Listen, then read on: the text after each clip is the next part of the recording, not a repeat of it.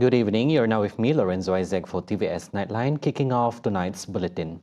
A 14-year-old boy has been charged with the murder of his senior schoolmate at a secondary school in BANDAR UTAMA, Selangor. The case, which has shocked the nation, involves the death of a 16-year-old student found in the girls' washroom on October 14. The hearing was held behind closed doors since the accused is a minor, and the court has set November 21st for mention. The charge was read out in Mandarin before the Petaling Jaya's Magistrate Court. The boy, accused of killing the victim between 9:20 and 9:35 a.m., did not enter a plea as the case falls under the High Court's jurisdiction. He was charged under Section 302 of the Penal Code for murder, an offence that carries the death penalty of imprisonment of up to 40 years.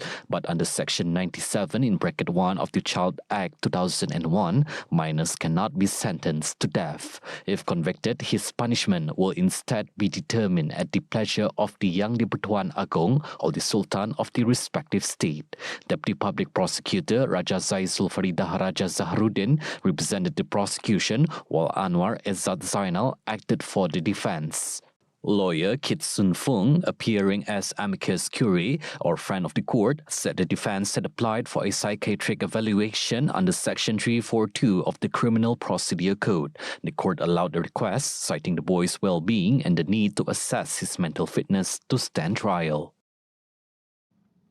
Police have launched an investigation into a viral social media post showing two men being apprehended by villagers in Serikei on Wednesday night. Serikei Police Chief DSP Aswandi Anis said the incident came to their attention after the photos and videos of the arrest started circulating on Facebook around 11 p.m. Aswandi also urged the public not to speculate or share unverified information that could affect the ongoing investigation. He warned that spreading false information is an offence under the Communications and Multimedia Act 1998, which carries a fine of up to 50,000 ringgit, imprisonment of up to 1 year or both.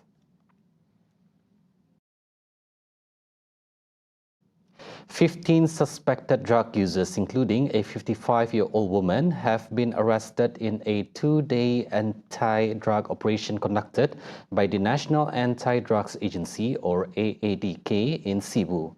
The operation, codenamed Oops Perdana, was carried out on October 22nd and 23rd, involving 9 agency officers who targeted several known drug hotspots across the town. AADK said the operation was part of its ongoing strategy to track down and detain drug users, ensuring they receive treatment and rehabilitation under the Drug Dependence Act. The agency added that beyond making arrests, its goal is to disrupt the supply and demand network for illegal drugs in the area. Of those detained, 11 tested positive for methamphetamine during initial urine screenings. AADK says similar operations will continue as part of its commitment toward the national goal of drug-free 2025. Sarawak Governor Tun Pehin Sri Dr. Wan Junaidi Tuanku Jaafar met with Premier Dato' Peninggi Tan Sri Abang Johari Tun Openg at the Governor's official office on Thursday. The meeting served as a pre-cabinet briefing to discuss key issues ahead of the upcoming State Cabinet meeting. During the session, the Premier presented several important matters to Tun Wan Junaidi in accordance with provisions of the Sarawak State Constitution. The Governor also shared his views and offered advice to Abang Johari, particularly on administration and state development. Tun Wan Junaidi expressed confidence in Abang Johari's leadership, affirming his belief that the Premier will continue to steer Sarawak towards greater prosperity, peace and stability.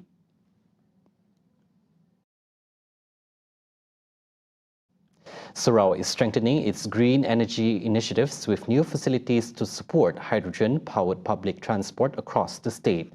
Premier Dato' Peninggi Tan Sri Abang Johari Tun Openg said one of the key projects includes a main hydrogen refueling station near University Malaysia Sarawak, or UNIMAS, as part of the Autonomous Rapid Transit ART route from Samarahan to Kuching.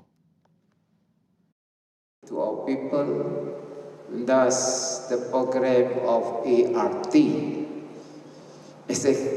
a first step. We want UNIMAS to be part of the program, where we are building station from Samarahan to Kuching along Unimas. A lot of skeptics said, well, why Sarawak want to adopt ART powered by hydrogen? The answer is we have to do something on the issue of climate change.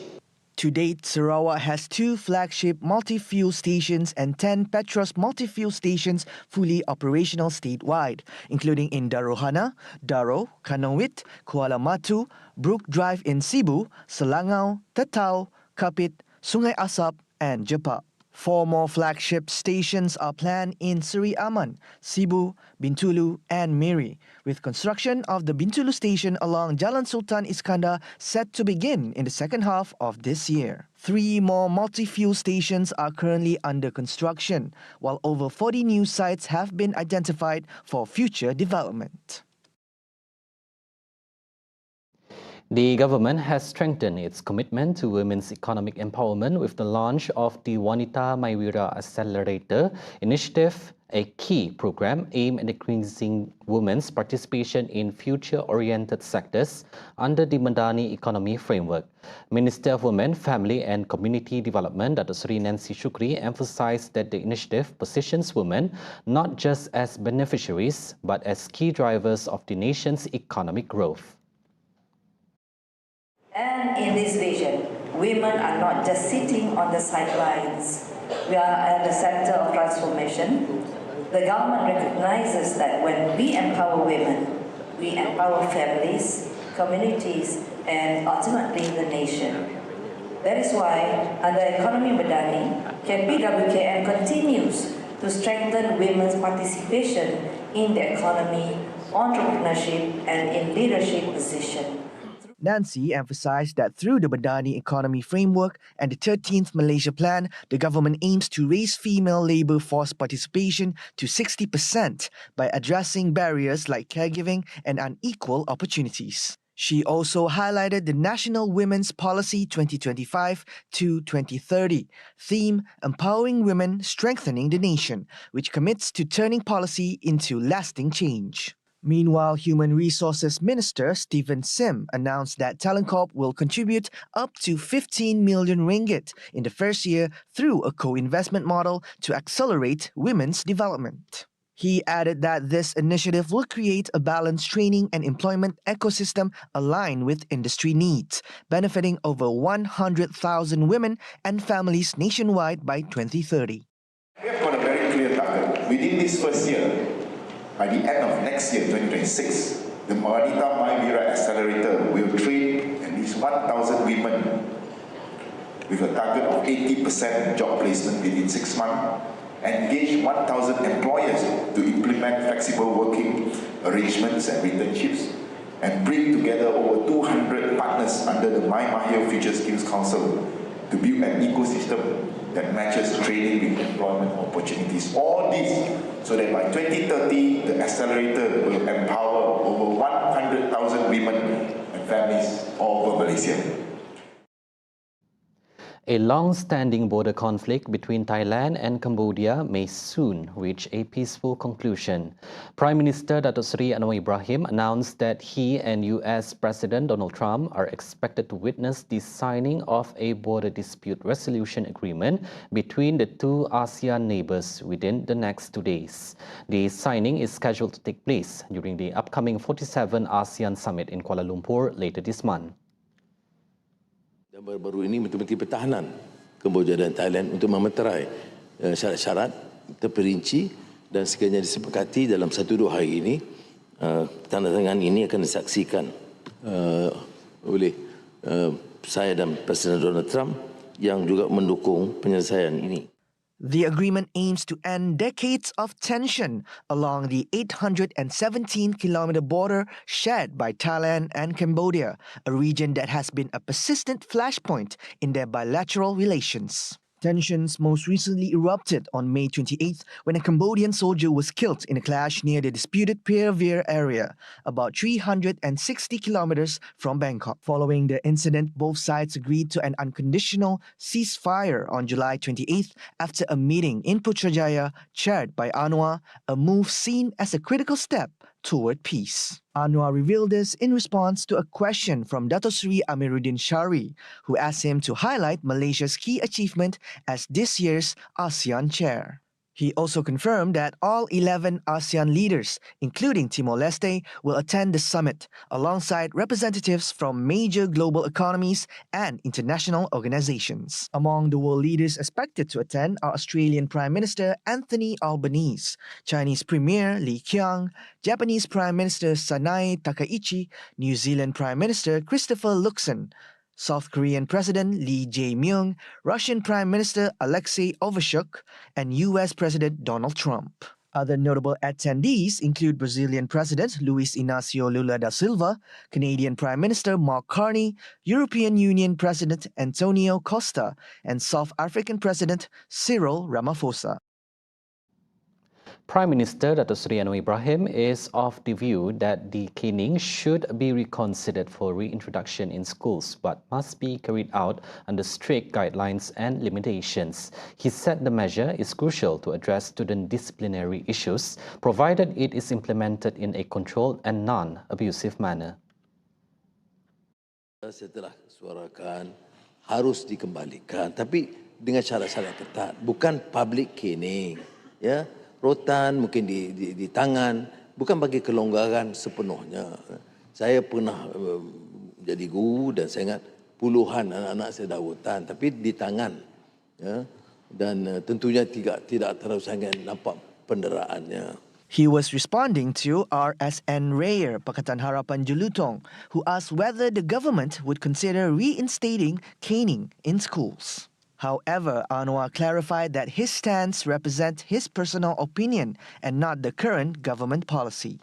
He added that the proposal has sparked diverse opinions, particularly from human rights groups who view caning as a form of child abuse.